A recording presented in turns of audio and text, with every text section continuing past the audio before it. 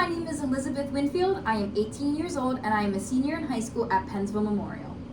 I have been a part of Salem County 4-H for 12 years, 1 year as a Clover Bud and 11 years as a full-time member. Currently, I am a part of the Laughing Lagamores 4-H Club where I've been the president for the last 5 years. In previous years, I've been a part of the Bullseye Bombers Archery Club and Scraps to Treasure Scrapbooking Club. In my 12 years in 4-H, I have done 4 county presentations and 3 of which have been eligible for states. And today, for the first time, I'll be presenting at the state level Cavy Breeding, Housing, and Care. During this presentation, I'll be using some terminology such as Cavy, which is the technical term for a guinea pig, boar for a male guinea pig, sow for a female guinea pig, and pups to refer as baby guinea pig. And to start the presentation off today, I'll be discussing some different things we will be going over in the presentation. I will start by going over some brief Cavy history, proper housing for the sow, and what to know before breeding and if you can handle it. Then we will discuss how to introduce your sow and your boar and picking your sow and boar, which I will then be referring to as the mating pair. I will then discuss some diseases and disorders that can happen in your pregnancy and coming up with a plan for your sow. Then we will discuss what happens when the pups are here and what to do with their first 24 hours of dieting and care. Then, after a long 8 weeks, we'll discuss the separation process of the pups and the sow. And to get us started in the presentation today, I'll be doing some brief Cavy history. Cavies are indigenous to the Andes in South America. In this image here, you can see the left side of South America, which is highlighted green, which is known as the Andes. In the Andes, they still are and were originally bred for food because of their quick gestation period. Cavies were then popularized by a pet by Queen Elizabeth and domesticated around 5,000 to 7,000 years ago. The ACBA was created in the early 1900s. The ACBA stands for American Cavy Breeder Association, which recognizes the 13 breeds of cavy. Now, I will be discussing the proper housing for your sow. Proper housing for your sow is very important so we can make sure she is comfortable and your upcoming litter will be just as comfortable. To make your cavy comfortable, you should have a large cage around 10.5 square feet, which should provide bedding in the bottom. You can use pine shavings, fleece, or a hay type of bedding. I prefer pine shaving, but it's just really based off of preference. Again, cavies are prey, so you're going to need somewhere for them to hide. Even though they are domesticated as your pet and they are used to you, they still like to hide here and there, so providing tunnels for your cavy is also a good option to have in your cage. More importantly, hay feeders and pellet bowls in your cages are very important to keep your food that your cavy will be ingesting away from different fecal matter and urine. Although cavies do eat their fecal because it provides a source of vitamin C, which they cannot produce themselves, but keeping their hay and their pellets out of the way of that is also a great option for your cage. I like to provide enrichment toys in my cavies cage so they can have a sense of curiosity. I like to provide a empty toilet paper roll stuffed with their favorite hay to provide them a little enrichment toy and a treat. Having water bottles, more than one in your cage, especially when you're getting ready to have your litter, is very important. Your pups are going to be too small to reach the height of a water bottle that your sow will be drinking out of. So having multiple water bottles on the cage at different heights for the different height guinea pigs will be a good option for your cage. And again, having huts in your cage because at the end of the day, cavy are prey.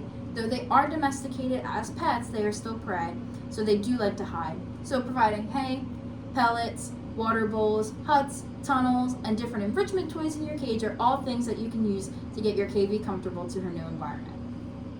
Now, I will be discussing what we should know before breeding.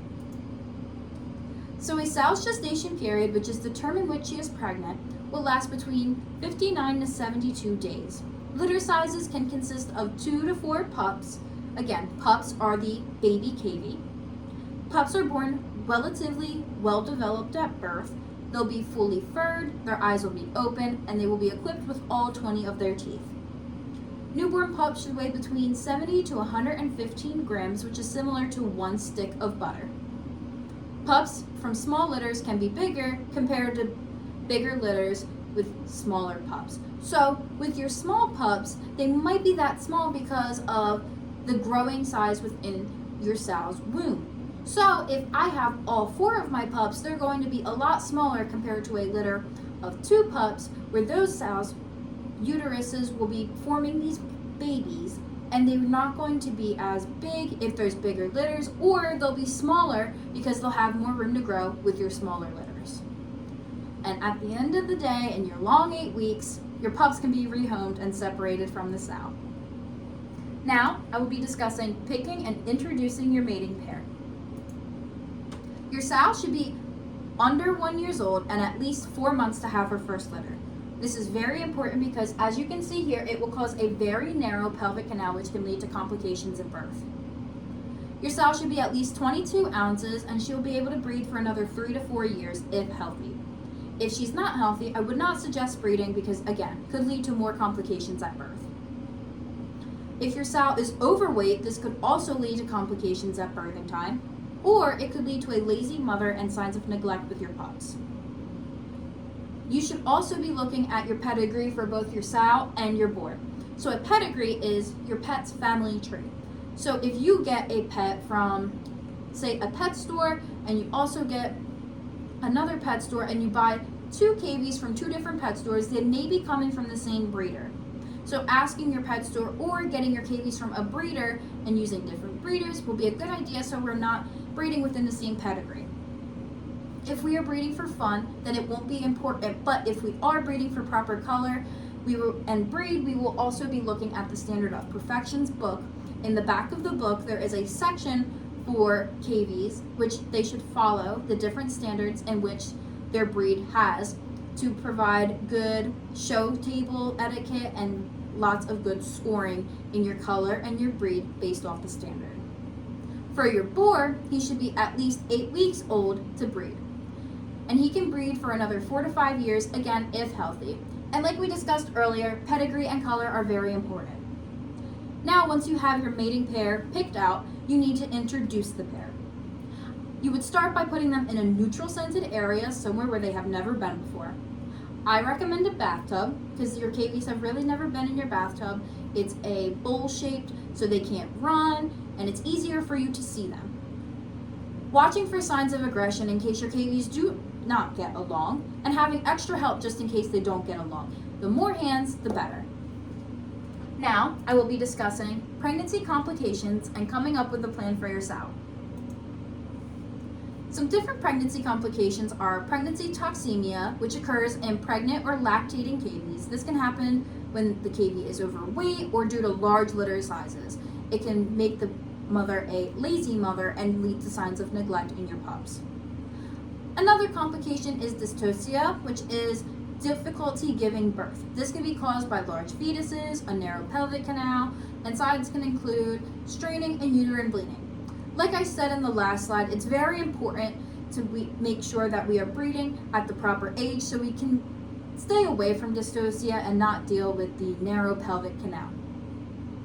In the case that this happens, we need to make a plan for our sow.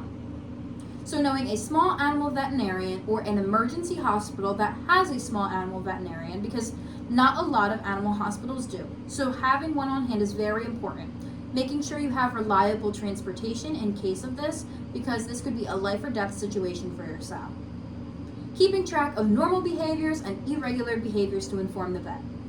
All pet lovers know that there is something your pet does that not a lot of other pets do, which could be seen in a hospital as an abnormality. So knowing your pet's abnormalities and differences could be very important to coming up with a diagnosis for your cavie.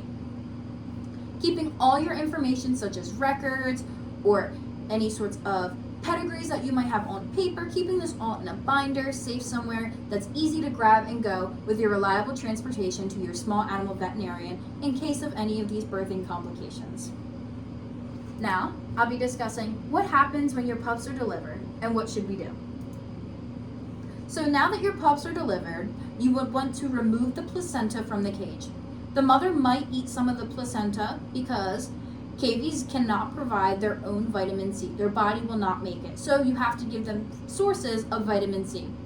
Cavies, for example, will eat their fecal because it is rich in vitamin C, and as well as the placenta. The placenta is also very rich in the vitamin C, So you may notice when you go to remove the placenta that some of it might be eaten, and it will be eaten by the sow. You're going to want to look at all your pups, making sure there's no signs of starvation, neglection. You're going to want to check your mother, making sure she doesn't have mastitis, which is a blockage of the milk coming from the teats. Another good way to solve this is using cabbage on the bottom of the mother, which will pull some of that moisture out and help relieve some of the blockage in the teats. Again, you're going to be wanting to look for some abnormalities. Maybe something happened, there's a birth defect, something's wrong with your mother, and again, having all those records at the grab and go so you can get to a small animal veterinarian is all very important. Now, I'll be discussing the Cavy's dieting and care for the mother and your pups. So your Cavies are going to need some fresh hay, pellets, and vitamin C. Fresh hay and pellets are all very important to keep with your Cavy all the time because their teeth are open-rooted, which means they won't stop growing. So having things in their cage for them to chew on will lead to prevention of malocclusion. Malocclusion is when the bottom teeth of the Cavy overlap the top teeth. When you open your Cavy's mouth, their top teeth should be going over their bottom. So having fresh pellets and hay in their cage will prevent that because, again, their teeth are open-rooted, which means they're consistently growing. Not only will it stop with that, it's also their fresh hay, pellets, and vitamin C. That's all necessary things for your Cavy's cage. You can also provide fresh fruits such as bananas, blueberries, and oranges, fresh vegetables such as green, red, romaine, or butter lettuce, green bell peppers, cilantro, a thin sliced tomato, 1 cherry tomato per Cavy, and baby carrots. Now, I'll be discussing the sexing and separation of your pups and sow.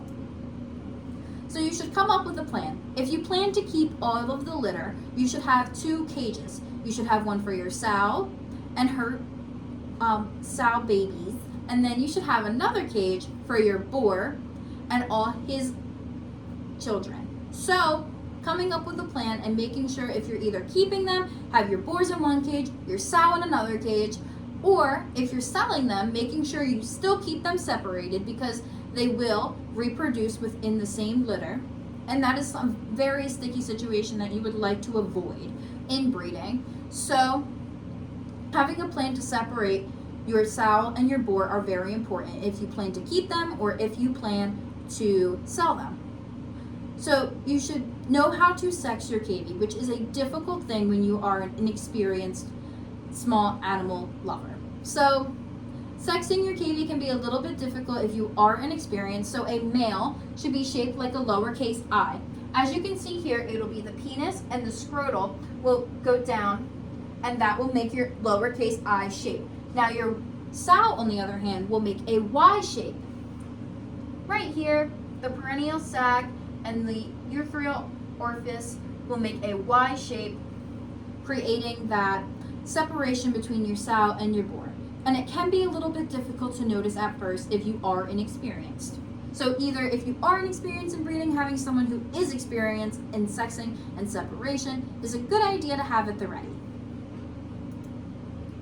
A recap of today's presentation, I discussed some brief Cavy history, housing and care, what you should know before breeding, how to handle pregnancy complications, and what to do once your pups arrive, and the sexing and separation of the sows and the pups. Here is my works cited, and thank you for watching my presentation.